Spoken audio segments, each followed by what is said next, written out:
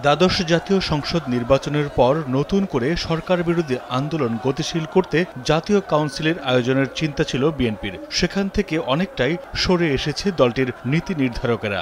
নানা কারণে সাহসী কাউন্সিল আর হচ্ছে না। তবে কার্যকর আন্দোলন গড়ে তোলার লক্ষ্যে ভিন্ন প্রক্রিয়ায় দলকে শক্তিশালী ও গতিশীল করার উদ্যোগ নেওয়া হচ্ছে। সেজন্য কেন্দ্রীয় কমিটির বিভিন্ন পর্যায়ে বড় ধরনের রদবদল হতে যাচ্ছে। গঠনতন্ত্রে দেওয়া ক্ষমতা বলে বিএনপির ভারপ্রাপ্ত চেয়ারম্যান এই পরিবর্তন আনতে যাচ্ছেন বলে সংশ্লিষ্ট সূত্রে জানা গেছে। বিএনপির দায়িত্বশীল একটি সূত্র থেকে জানা যায়, দলের হাইকমান্ড এরই মধ্যে নির্বাহী কমিটির শূন্য পদগুলো চিহ্নিত করেছেন। নির্বাচনের পর কিছু কিছু পদ পূরণ করা হলেও এবার বাকি শূন্য পদগুলো শিগগিরই পূরণ করা হবে। এক্ষেত্রে স্থায়ী কমিটি থেকে শুরু করে কেন্দ্রীয় নির্বাহী কমিটির সদস্য পর্যন্ত বিভিন্ন পদে নতুন মুখ দেখা যেতে পারে। এই প্রক্রিয়ায় বেশ কয়েকজন সাবেক ছাত্রনেতার ভাগ্য খুলতে পারে। আবার বিগত আন্দোলনে নিষ্ক্রিয় ভূমিকার কারণে নেতাদের কেউ কেউ পদ হারাতে পারেন, কারো কারো পদানুমতিও হতে পারে। সর্বশেষ 2016 সালের 19 মার্চ বিএনপির ষষ্ঠ জাতীয় কাউন্সিল অনুষ্ঠিত হয়। সেখানে খালেদা জিয়া দলটির চেয়ারপারসন এবং Tarique Rahman senior vice chairman হিসেবে পুনর্নির্বাচিত হন। এরপর 30 মার্চ মির্জা ফখরুল ইসলাম আলমগীরকে মহাসচিব এবং রুহুল কবির রিজভীকে সিনিয়র যুগ্ম মহাসচিব ঘোষণা করা হয়। ওই বছরের 6 আগস্ট জাতীয় স্থায়ী কমিটি, জাতীয় নির্বাহী কমিটি ও উপদেষ্টা পরিষদ মিলিয়ে 592 জনের নাম ঘোষণা করা হয়। পরবর্তী সময়ে উপদেষ্টা ও নির্বাহী কমিটিতে আরও কিছু নেতাকে পদায়ন করা হয়।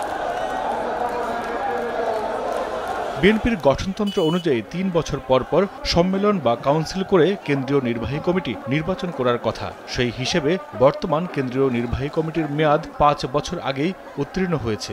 অন্যদিকে বিএনপির সর্বশেষ কাউন্সিলের পর 2টি জাতীয় সংসদ নির্বাচন অনুষ্ঠিত হয়েছে। এ সময় সরকার পতনের লক্ষ্যে ধারাবাহিক আন্দোলনও করেছে বিএনপি। মূলত সরকার বিরোধী আন্দোলনে সর্বোচ্চ গুরুত্ব দেয়া এবং এর জেরে বিপুল সংখ্যক নেতাকর্মী মামলা, নির্যাতন ও গ্রেফতারের শিকার হওয়ায় কাউন্সিল করা সম্ভব হয়নি বলে জানিয়েছেন বিএনপি নেতারা।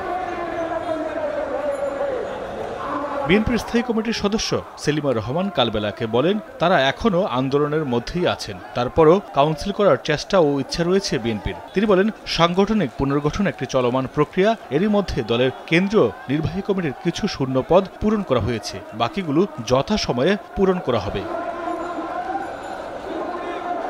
বিএনপির আন্দোলন ও বর্জনের মধ্যেই গত 7 জানুয়ারি অনুষ্ঠিত দ্বাদশ জাতীয় সংসদ নির্বাচনে নিরঙ্কুশ সংখ্যাগরিষ্ঠতা নিয়ে টানা চতুর্থ মেয়াদে সরকার গঠন করে আওয়ামী লীগ।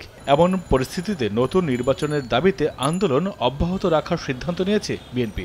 জানা গেছে, বিএনপির কেন্দ্রীয় কমিটিতে এখন অর্ধশতাধিক পদ শূন্য রয়েছে। নেতাদের মৃত্যু, দলত্যাগ, অব্যাহতি, পদাবনতিজনিত কারণে এসব পদ শূন্য হয়েছে। আন্দোলন সংগ্রামে রাজপথে সক্রিয় থাকা নেতাদের দিয়েই শূন্য পদগুলো পূরণ করা হবে। বিগত আন্দোলন সফল না হওয়ায় দলটির মহাসচিব মির্জা ফখরুল ইসলাম আলমগীরের সরে যাওয়ার গুঞ্জন থাকলেও কাউন্সিলের আগে বিএনপিতে মহাসচিব পদে কোনো পরিবর্তনের সম্ভাবনা নেই বলে দলীয় সূত্রে জানা গেছে। মাইদুর রহমান রুবেল, কালবেলা।